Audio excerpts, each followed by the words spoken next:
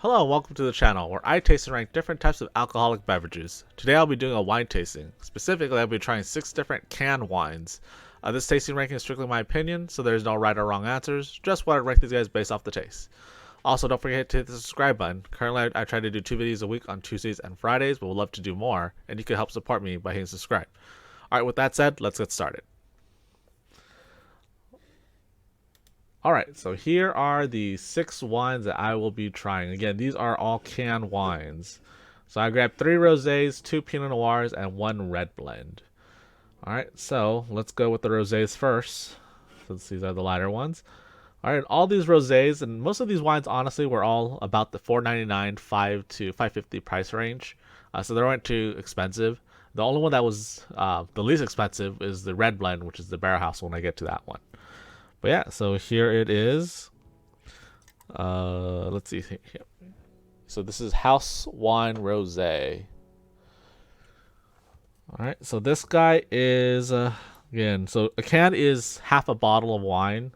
That's 375 milliliters. Yeah, so even though they're in cans, they're actually not a bad price point. As well, it's also convenient to travel with. So like I said, this is House Wine Rosé, 12% alcohol. So let's go with it.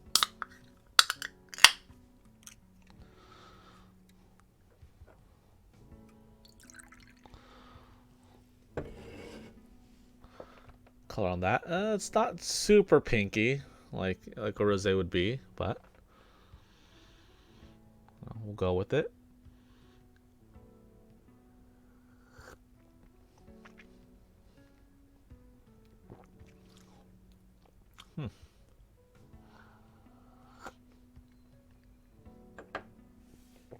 Overall, the taste on it, it's not bad. It's not dry, a little bit fruity, not super sweet. Very interesting. Again, I would not honestly consider this a great rosé, but it wasn't horrible either. It is drinkable.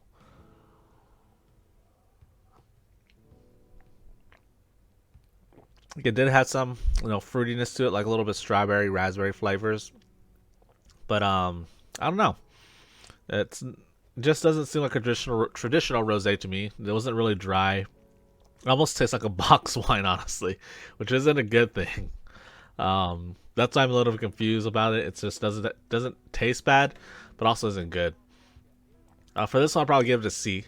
Again, it didn't really taste like a rosé. It tastes more like it came from a box than this is coming from a can. So maybe it just has that inexpensive or cheap feel to it. But yeah, so far, not that great. All right, next is Weed Cellar Rosé Wine 2018 California. This is 13.6% alcohol. So here's that. There's that.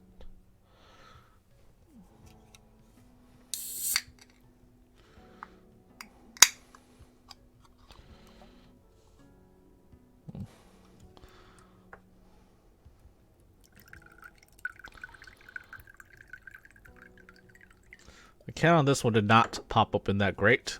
It did not pop like that. It just opened at the edge. Didn't really open at all. Oh, so far can popping not that great. Here's this color on this. Again, not super pink. It's slightly pink. But nose on it's not that great. It doesn't smell that great.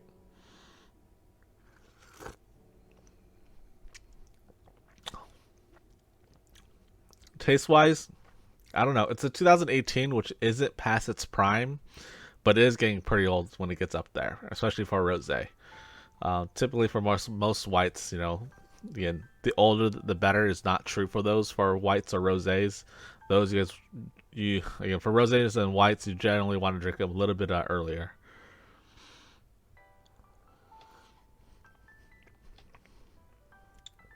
Again, not a lot of flavor. Has a little bit of bitterness, a little bit of dryness. It isn't too bad, too horrible, but does it taste like it has aged over its limit? Probably should have drank it like a year or two ago.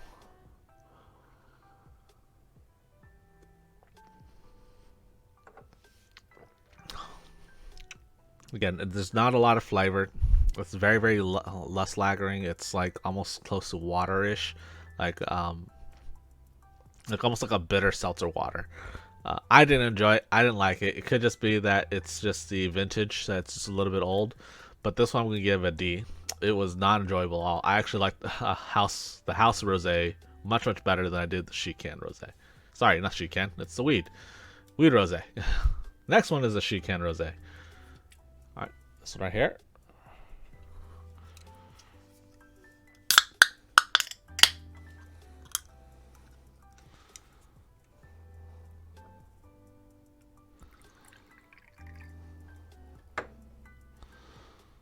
So sheet can rosé is a California rosé, 12.5% alcohol. Color is a little bit nicer pink, a little bit clear, almost like Chardonnay. Smells a little bit nicer as well. Smells a little bit more fruitier, the strawberry. A little floral.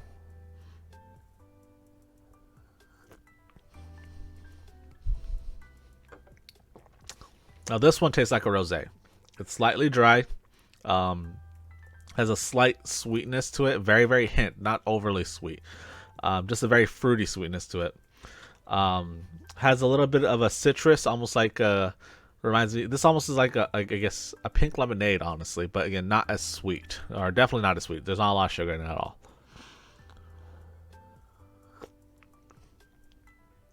But it has a little nice citrusness to it. Honestly, this almost looks like a Chardonnay. It's like a fruity strawberry Chardonnay is the best I could describe it. It's actually really delicious, though. This is actually pretty good. They did a good job with this one.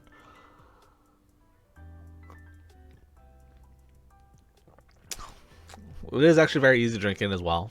This one would get it a B. I feel like if it had more flavors, it probably would have gone a long way. Probably be an A. But overall, it's not bad. This is actually enjoyable. Out of the 3 rosés, this was probably the best one. All right, moving on. Next is the Underwood Pinot Noir. This is 13% alcohol. There's that guy right there.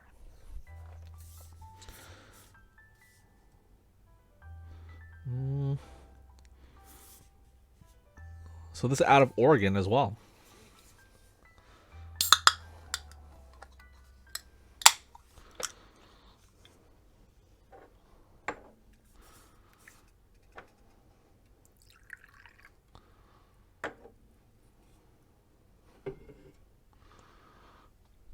Nice red color to it.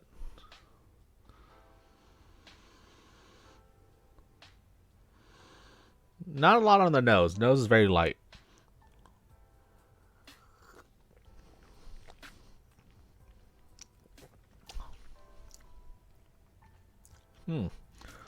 Taste wise, it's actually pretty dry. It's for being can wine, I'm surprised how dry it is. I was thinking more fruit forwardness to it.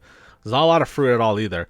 Like on the nose, I barely smell anything at all, and on the taste, it's pretty dry. So I'm surprised.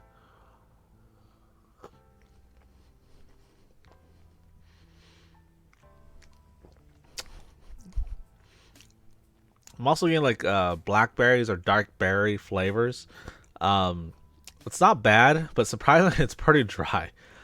For me, wise, I'm not enjoying it. I think it's a little bit too dry, especially it's a Pinot Noir. Pinot Noir is typically more on the fruitier side. Honestly, when I was drinking this, I was thinking I'd be drinking more of like a heavier wine like a Merlot or a Cabernet. I'm surprised at how dry it is and how like not fruit forward it is typically with what most Pinot Noirs are.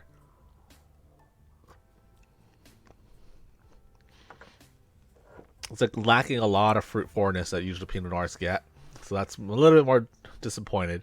Again, it wasn't bad though, so I'm gonna give it a C. Again, it was very drinkable. I could still drink it, but if it's gonna be called a Pinot Noir, I feel like there should have been more, I guess, a lighter feel to it and more fruitiness to it, or more flavor to it. Honestly, overall. All right, next one is another Pinot Noir. This is Cycles Gladiator Pinot Noir from California. Picture of a lady with a bicycle. This guy is 13.5% alcohol.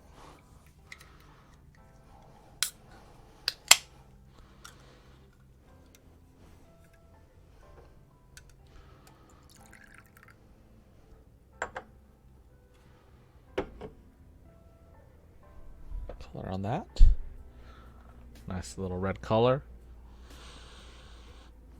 Very similar to the Underwood. I'm surprised. This one has a very heavy smell to it.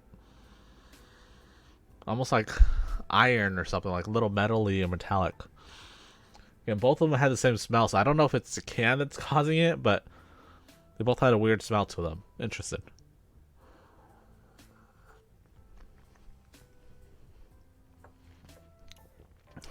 This one definitely has more of a metallic flavor to it, so I don't know if it's the can that's causing it, but it's not that great at all.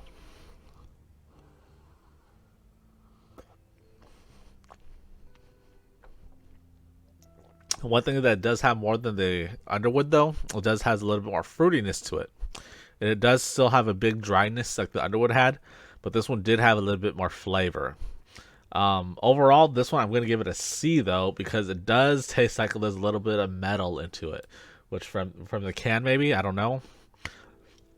Again, it's not bad drinking, but it is a little bit hard for me to drink just because of the metallic taste, so it gets negative points for that.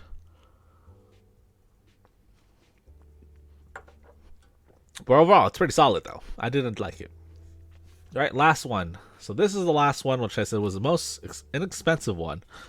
This is Barrel House Red Blend. Let's see. This is out of California. 13.2% alcohol. And then this is also a red blend that's been aged in bourbon barrels for 3 months. So it's very interesting.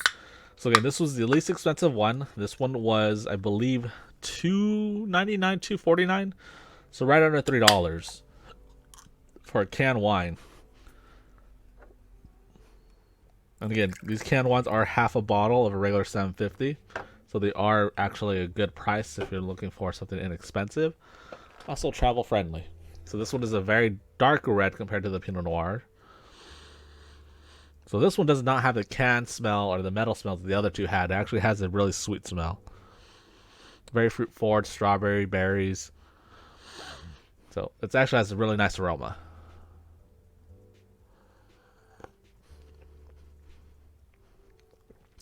Taste wise, it's actually not bad. It definitely is more fruit forward. Pretty sweet. Not sugar sweet, but it's still very sweet forward. Probably have to do with the bourbon barrels. Probably gave it a lot to the flavor to it.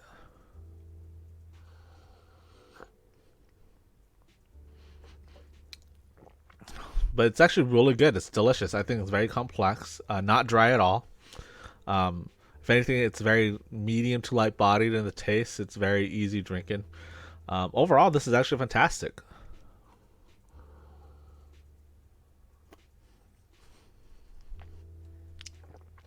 This guy, I'm going to give it an A, honestly. It was very delicious. It had a lot of flavor. It was easy drinking. Wasn't too dry. It brought a lot to the table. Compared to everything else I drank, it was honestly the best one so far. But yeah, so this is my list. What do you guys think? Have you guys had these guys before? Where do you guys rank these guys? Is there anything you guys would like me to try? Leave a comment and let me know. And again, also don't forget to hit the subscribe button. It goes a long way to help supporting the channel. And if there's any questions, leave a comment. Let me know again. Thanks for watching and cheers.